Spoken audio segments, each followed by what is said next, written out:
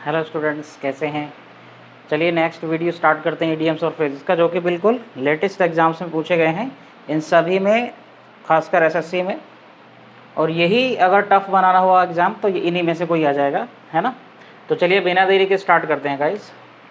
पहला इडियम है to explore all avenues या फिर एक्सप्लोर एवरी एवेन्यू। देखिए एवरी है तो सिंगुलर आया है और ऑल है तो प्लूरल आया है ना। मतलब क्योंकि काउंटेबल नाउन है तो एवरी के साथ सिंगुलर और ऑल के साथ प्लूरल।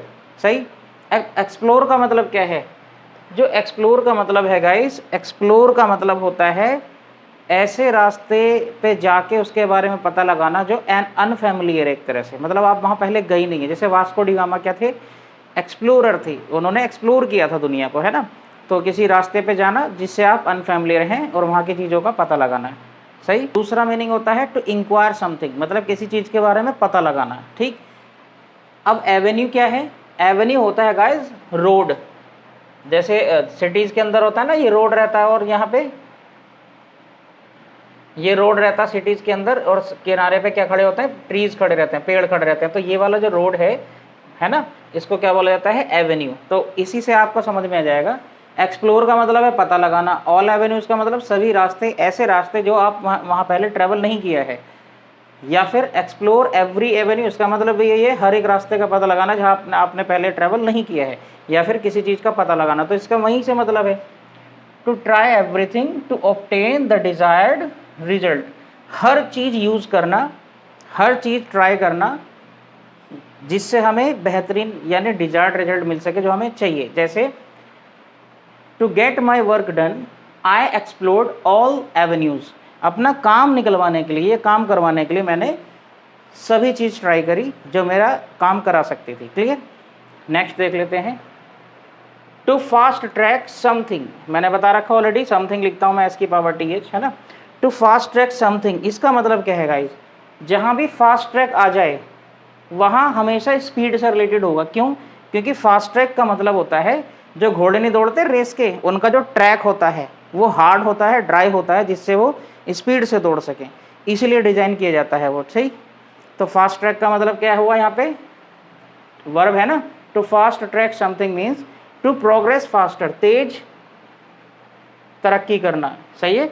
या फिर a way of producing desired result quickly. अब आप ये सोच रहे होंगे यहाँ तो ये वर्ब है, तो यहाँ पे तो वर्ब था, लेकिन अगर ये नाउन है, केवल क्या कहते हैं, केवल अगर हम यूज़ करेंगे फास्ट ट्रैक, तब इसका मीनिंग क्या होगा? A way of producing desired result quickly, मतलब स्पीड या जल्दबाजी से रिलेटेड होगा ये। सही। अपने यूपी में, पता नहीं पूरे इंडिया में ही हुआ था, फास्ट ट्रैक कोर्ट नहीं बने गए थे जल्दी से फैमिली मैटर को निपटाने के लिए। तो फास्ट ट्रैक का मतलब ही प्रोग्रेस या फिर स्पीड से होता है ना, याद रख लेना आप। Next, to get ducks in a रो। देखिए ये दो तरीके से याद कर सकते हैं। एक तो इसका ओरिजिन है, जो ओरिजिन क्या है, ये गेम ऑफ पूल होता है ना, होता है एक बॉल वगैरह का गेम, उसमें सारी बॉल अरेंज रहती हैं, एक लाइन में रखी रहती हैं। सही। तो एक लाइन का मतलब अरेंज्ड या वेल ऑर्गेनाइज्ड है ना, तो वहाँ से याद रख सकते हैं। एक तो to get things well organized, चीज़ों को सही या व्यवस्थित तरीके से रखना। या फिर आपने अगर बत्तख देखें पानी में चलते हुए, तो बत्तख और उसके बच्चे, है ना, बिल्कुल एक के पीछे एक चलते हैं। सही। वहाँ से आप रख सकते हैं अरेंज्ड मैनर में चलते हैं, बिल्कुल भी। क्लियर। जैसे some people always get ducks in a row, कुछ लोग हमेशा चीज़ें ऑर्गेनाइज रखते हैं। सही। नेक्स्ट, टू गेट द या फिर to get this show on the road, ये दोनों रूप में सही है। अब ये कहाँ से आया है ना, जो ये थिएटिकल, मतलब थिएटर से आया है पहले ना, पुराने ज़माने में। अब मैं यहाँ भी अभी भी होता है कुछ जगह में, जो पिछड़े बैकवर्ड एरिया है ना, वहाँ पे जो शो चलते थे मूवीज़ वगैरह, वो ट्रैवलिंग थिएटर था, एक तरह से ट्रैवल करके वो मूवीज़ वगैरह या शो वगैरह दिखाया करते थे अपना। वहाँ से इस ईडियम का ऑरिजिन है। ठीक। दूसरा, अभी जो आप देखेंगे वो नहीं होती, डिब्बा सा रहता है, उसके अंदर मूवी देखते हैं, दूरबीन, मतलब पैसे 10-15 रुपए दे के रंगीन फिल्म चलती है, तो वो रोड पे ही तो दिखाई जाती है, साइकिल वगैरह पे या ठेले पे लेके जाते हैं वो मेले वगैरह में।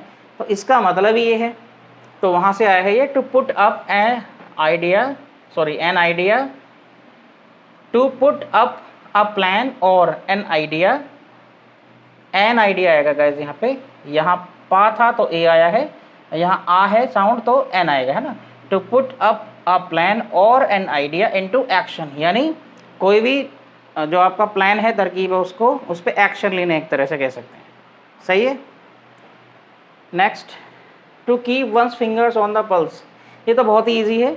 जो डॉक्टर नब्ज चेक करता है वो ऐसे चेक करता है ना, यहाँ तो नब्ज पे फिंगर रख ली, इससे इस चीज़ का पता चलता है कि आपके दिल की धड़कन चल रही है, खेल ख़त्म नहीं हुआ इसका मतलब, है ना। तो यहाँ पे भी चेक करते हैं कि मर तो नहीं गया कहीं। खैर, पल्स यहाँ पल्स पे चेक यहाँ करना है, हाथ में चेक करना, तो इसका मतलब क्या है कि करंट सिचुएशन कैसी है आपके बॉडी की, शरीर की, है ना। तो वहीं से आप याद रख सकते हैं इसको।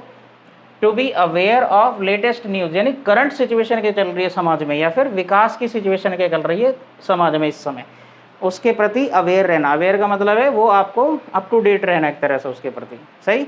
जैसे I am not in the habit of keeping my fingers on the pulse, मुझे आदत नहीं है कि दुनियादारी में इस समय क्या चल रहा है, अपनी बता रहा हूँ मैं तो, है ना। खैर कोई बात नहीं। अगला,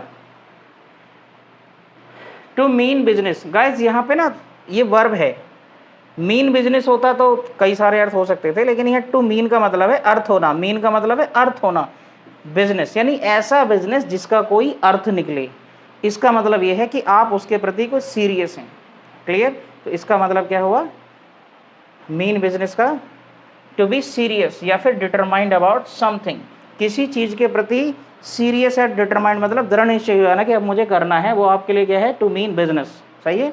जैसे you have to mean business in that particular field, उस फील्ड में तुम्हें सीरियस होना पड़ेगा, ये डिटरमाइंड होना पड़ेगा।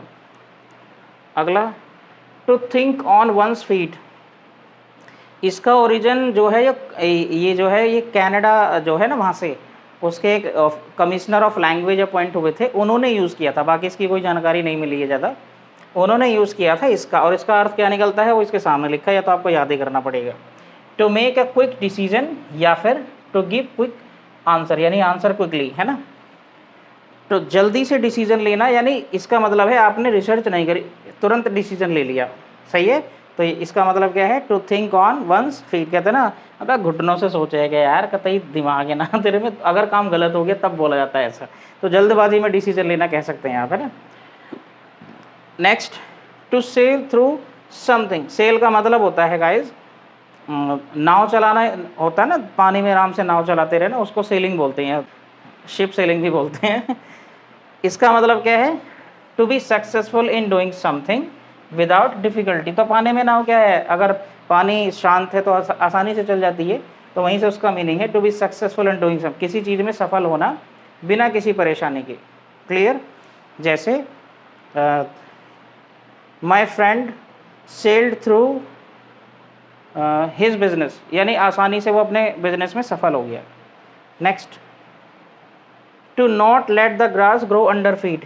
गाइज यहाँ पे दो चीज़ें हैं, एक तो या तो नोट नहीं आएगा तो इसका नोट हट जाएगा, है ना, और नोट आएगा तो यहाँ पे नोट रहेगा। इसका मतलब क्या है, नोट यानी ना, लेट मतलब रहने देना या होने देना, ग्रास मतलब घास, ग्रो यानी बढ़ना, अंडर मतलब नीचे, पैरों के नीचे घास का ना बढ़ने देना। इसका मतलब आप किसी चीज़ के प्रति सीरियस हैं, आप उसको टाल नहीं रहे, आप डिले नहीं कर रहे।